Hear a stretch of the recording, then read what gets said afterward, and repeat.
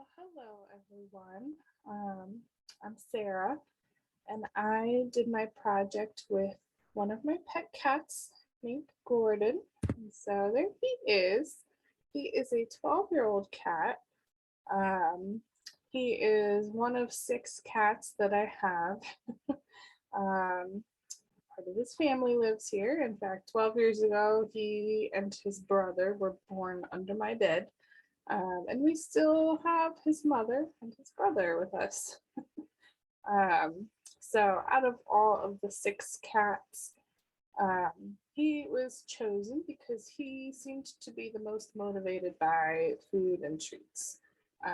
He's also the most physically able to perform all of the movements I had in mind. We have some other cats motivated by treats, but he is the most physically able. Like I said, we have some older cats, so that's why I chose him. But my methods were first choosing that potent reinforcer. I used cut up little pieces of deli meat of turkey and ham. And I just gave a preliminary test to see who was the most motivated. So uh, he was the one that meowed the most, cried the most, followed me around the most, was definitely the most motivated to get that food. Actual shaping procedure took place over 3 sessions, which they took place over 2 days.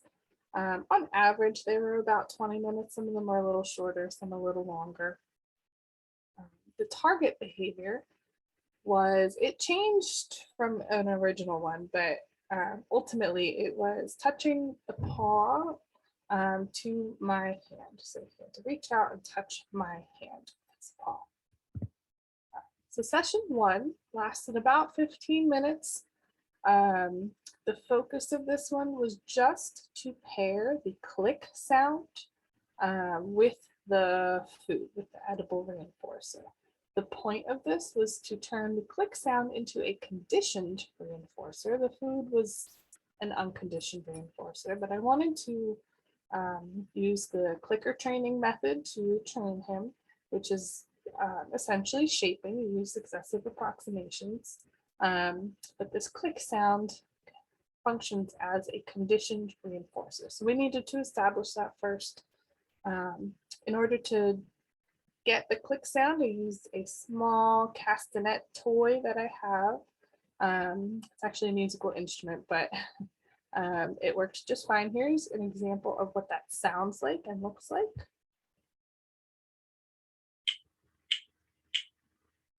So you can see it just gives a nice sharp click sound. So we used that. What I did was I clicked the castanet and then gave him a reinforcer. And we just did that for about 15 minutes. I ended the session when the cat was expectantly looking around for the treat after the sound of the click. So that's when I determined that those 2 had been paired. He did learn to expect the treat after the click sound. So here's a little bit from session 1. It's just to demonstrate that he doesn't interact so much with my hand. This is at the end when we were just starting to follow my hand around, but most of it he spent on the floor. He's not engaging so much with me. So I don't think I'll play the whole video, but here we go. You can see I do have the treat in my hand.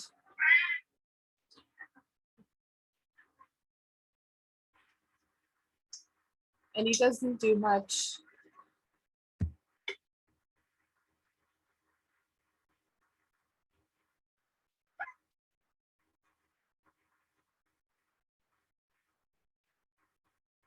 Again, not engaging much.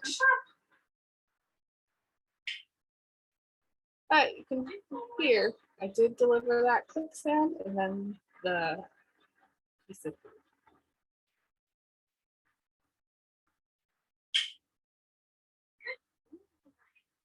There it is. That's about what session 1 consists of. Session 2 was the longest. It took place about 4 hours after session 1. It took about 25 minutes. And this is where I introduced the successive approximations. So we started with all he had to do was make eye contact with my hand. When he did that, he heard the click and then he got the reinforcer, a little bite of food. After that, that happened pretty quick, but after that, I reinforced anytime he made movement towards my hand. So with his nose, his head, his paw, his tail, anything, any part of his body, if that moved towards my hand and he was still attending to my hand, he heard the click and he got that reinforcer. That encouraged him to make movements, make advancements towards my hand.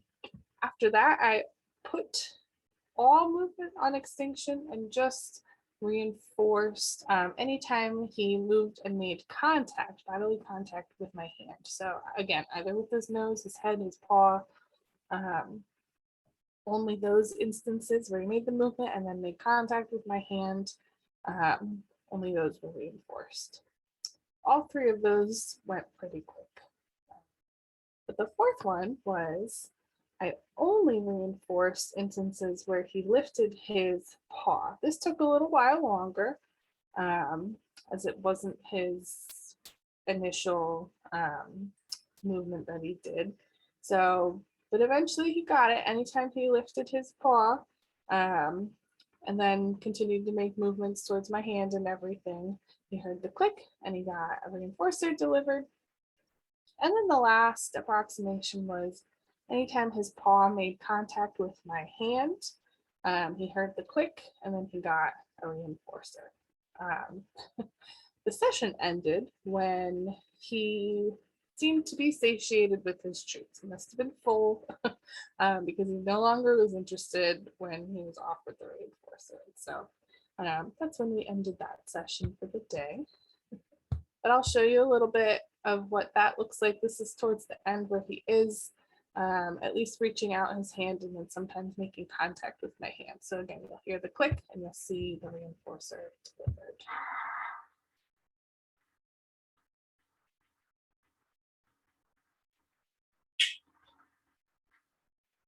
I don't know why it's cut off.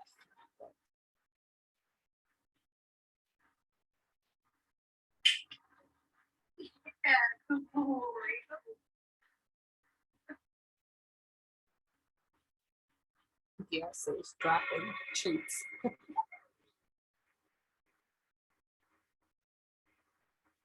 So he doesn't do it after every prompt, as you can see.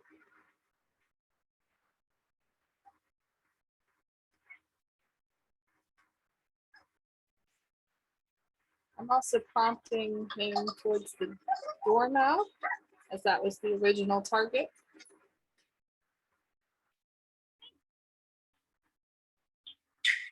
But you can see there was a nice touch on my hand, so he got that reinforcer.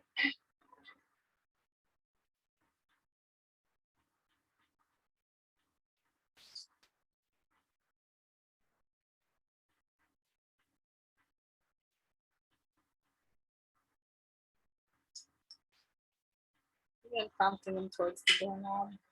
But he reached with my hand, made contact. So the video just continues on like that. So session 3 took place the following day. It lasted about 20 minutes. At the beginning of this session, because it was the next day, I spent about 2 minutes again strengthening the pairing of that edible reinforcer with the click sound. I wanted to make sure that click sound was really functioning as a conditioned reinforcer for him. So we did this with no demands for about 2 minutes before moving on to having him touch my hand before giving that edible reinforcer and click. So the focus of this session was really just to strengthen that skill, master that skill. I also added in a verbal cue for touch. So you'll hear me say that in the next video. And towards the end of it, once he got the hang of it, we moved away from an FR1 schedule, that continuous reinforcement schedule, to a VR2 schedule. So I wasn't reinforcing every instance of the behavior anymore. So you'll see that too in the next video. Here it is, next day.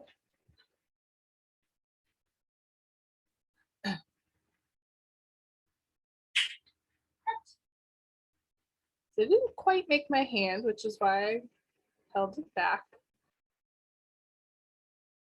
A little confused.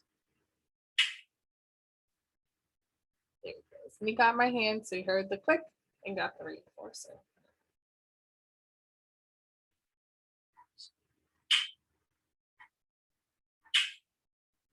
A couple times, but here's where that VR2 schedule is coming into play.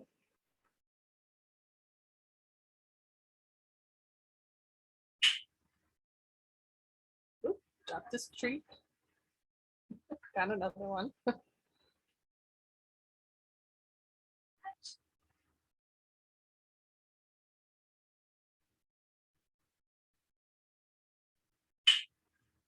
You can see there's a nice solid pat with his paw onto my hand, and that got him his treat.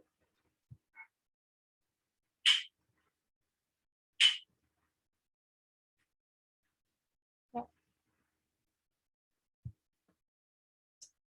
So overall, the first point of discussion was, like I said, I did change the target from touching the doorknob to just touching my hand. So that was kind of the first maybe confusing part of that. But the second kind of big mistake that I made was, I believe I was providing that edible reinforcer, the food, the little treat, a little too soon after the click, after the behavior had happened. What was happening that I believe made this a little more difficult was he would start to make the behavior, I would click the sound and then immediately give the reinforcer. I believe that was resulting in the behavior stopping. So there was not time allowed for more of a close approximation to happen. I should have just let the click sound function as that immediate conditioned reinforcer. So as soon as he made that approximation, I should have let the click sound go, but then waited for a short time period after, short time delay after, to then give the edible reinforcement. I think that would have allowed more space, more time for him to continue to engage in behavior and not let the edible reinforcement stop the behavior from happening further. So I think that would have resulted in much more efficient use of time, getting through those approximations a little bit quicker, and allowing that process to happen. So that's what I would change for next time. Anyway, thank you. That's it.